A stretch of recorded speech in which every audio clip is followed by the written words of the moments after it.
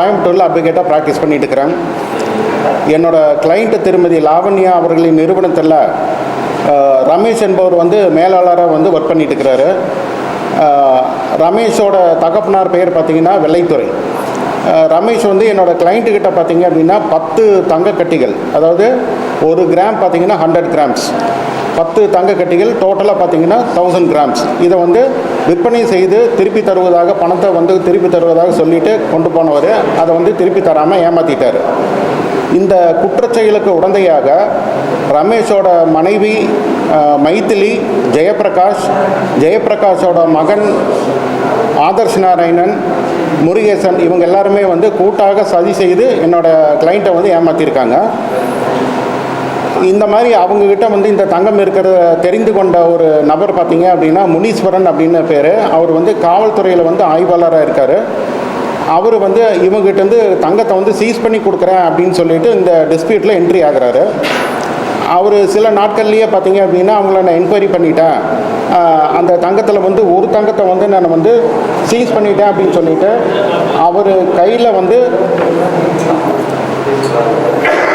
அவர் கையில் வந்து இந்த தங்கத்தை வச்சுட்டு என்னோடய கிளைண்ட்டுக்கு வந்து வாட்ஸ்அப் மூலமாக வந்து இமேஜ் அனுப்புகிறாரு. அந்த மாதிரி இமேஜ் அனுப்புனது பின்னாடி பார்த்தீங்க அப்படின்னா என்னோடய கிளைண்ட்டு வந்து அந்த தங்கத்தை வந்து திருப்பி கொடுங்கன்னு கேட்கும்போது அவருமே வந்து அந்த தங்கத்தை வந்து திருப்பி கொடுக்காம ஏமாத்துறாரு. வேறு ஆப்ஷன் இல்லாதனால என்னோடய கிளைண்ட்டை வந்து கோயம்புத்தூரில் கமிஷனர் ஆஃப் போலீஸில் வந்து கம்ப்ளைண்ட் கொடுத்து அது குனியமுத்தூர் காவல் நிலையத்தில் வந்து ஃபார்வர்ட் ஆகுது. குனியமுத்தூர் போலீஸ் ஸ்டேஷனை பொறுத்த வரைக்கும் பார்த்திங்கன்னா இந்த கம்ப்ளைண்ட்டில் எந்த விதமான ஸ்டெப்புமே அவங்க எடுக்கலை.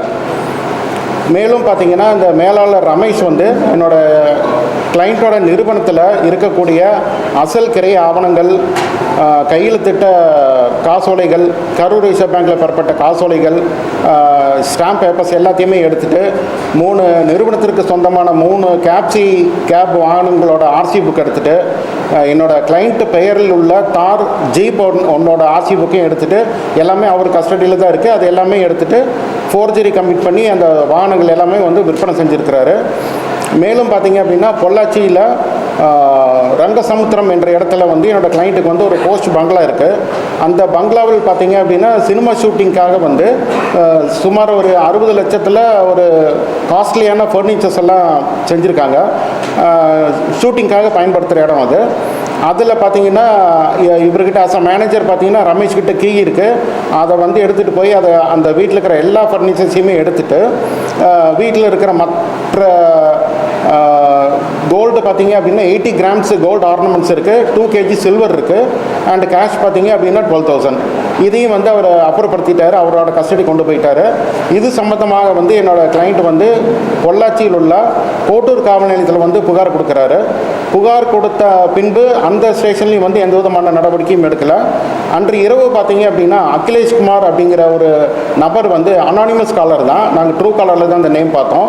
அவர் வந்து தன்னை யாருன்னு வெளிப்படுத்திக்காமல் வந்து என்னோடய கிளைண்ட்டுக்கிட்ட என்ன சொல்கிறாரு அப்படின்னா குனியமுத்தூர் போலீஸ் ஸ்டேஷனில் கொடுத்த கம்ப்ளைண்ட்டும் கோட்டூர் போலீஸ் ஸ்டேஷனில் கொடுத்த கம்ப்ளைண்ட்டும் ரெண்டுமே வந்து நீங்கள் வாபஸ் வாங்கணும், நீங்கள் வந்து அந்த கம்ப்ளைண்ட்டை விட்ரா பண்ணலை அப்படின்னா நீங்கள் வந்து கடும் விளைவுகளை வந்து நீங்கள் சந்திக்க நேரிடும் அப்படிங்கிற மாதிரி மிரட்டுறாரு. என்னோடய கிளைண்ட் இமீடியட்டாக வந்து கோயம்புத்தூரில் இருக்கிற சைபர் செல்லில் வந்து கம்ப்ளைண்ட் பண்ணுறாங்க. அந்த மாதிரி வந்து சைபர் செல்லில் கம்ப்ளைண்ட் பண்ணுற அடுத்த நாள் பார்த்தீங்க அப்படின்னா எகெயின் வந்து ஒரு த்ரெட் வருது. அதே அந்த குரூப்லேருந்து ஒரு கால் வருது.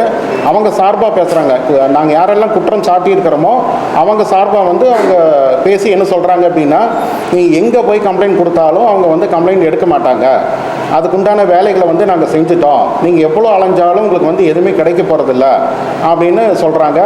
இது இந்த வாட்ஸ்அப் மெசேஜையும் நாங்கள் வந்து சைபர் செல்லுக்கு அனுப்புகிறோம், எல்லா போலீஸுக்கும் வந்து நாங்கள் தகவல் சொல்கிறோம், எந்த ஸ்டெப்ஸுமே எடுக்கலை. மொத்தம் வந்து பார்த்திங்கன்னா நாங்கள் 3 ஸ்டேஷனில் வந்து கம்ப்ளைண்ட் பண்ணியிருக்கிறோம். மெயின் பார்த்திங்க அப்படின்னா குனியமுத்தூர் காவல் நிலையத்திலையும் கோட்டூர் காவல் நிலையத்திலும் இருக்கிற பெட்டிஷன் தான் வந்து மெயின் பெட்டிஷன் எங்களை பொறுத்த வரைக்கும். அவங்க இந்த 3 ஸ்டேஷன்லேயும் வந்து இது வரைக்கும் பார்த்திங்கன்னா போலீஸார் வந்து மெத்தனமாக தான் இருக்கிறாங்க.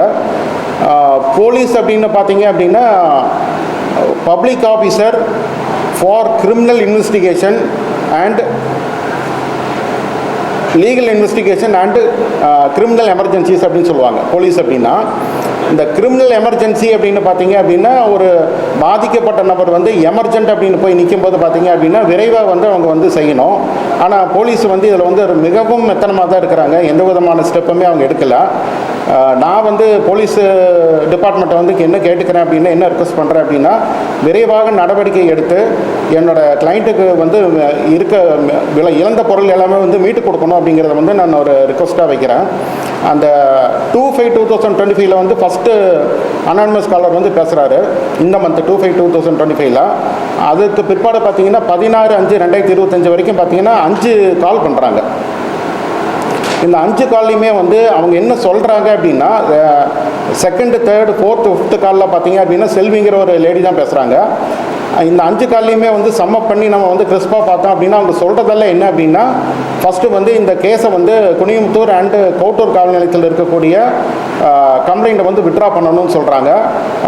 காவல் ஆய்வாளர் முனீஸ்வரன் மேலே வந்து நீங்கள் எந்த ஸ்டெப்பும் எடுக்கக்கூடாது அப்படின்னு மிரட்டுறாங்க. இதை நாங்கள் செய்யலை அப்படிங்கும்போது அவங்க என்ன செய்கிறேன்னு சொல்கிறாங்கன்னா, கிளைண்ட்டோட டாக்டர் ஃபேஸில் வந்து ஆசிட் ஊற்றிடுவேன்னு மிரட்டியிருக்காங்க. கிளைண்ட்டை வந்து வழக்கம் போல் கொல்றேன்னு மிரட்டியிருக்கிறாங்க. இந்த கிளைண்ட்டுக்கு ஆதரவாக வந்து ஒரு பொது அதிகார முகவர் இருக்கார், ஜின்னான்னு பேர், அவர் கை காலை வெட்டிடுவான்னு மிரட்டியிருக்கிறாங்க. நாங்களும் வந்து போலீஸில் வந்து எல்லா விஷயங்களையும் நாங்கள் சொல்லிட்டோம். இப்போது ரமேஷ் மேலே தான் நாங்கள் வந்து முதல் கம்ப்ளைண்ட் கொடுத்தது வந்து ரமேஷ் தான்.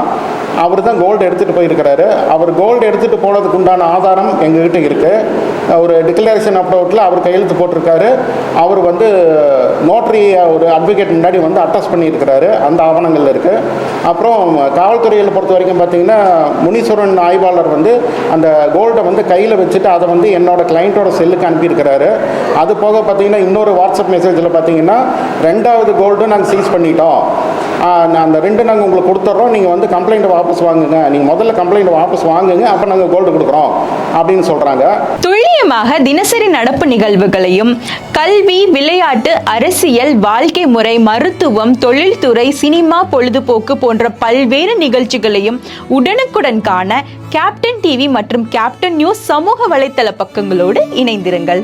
உங்கள் வணிகத்தை கேப்டன் டிவி மற்றும் கேப்டன் நியூஸில் விளம்பரத்தின் மூலம் மேம்படுத்த விருப்பமா? உடனே கீழே கொடுக்கப்படும் எண்ணிற்கு தொடர்பு கொள்ளுங்கள்.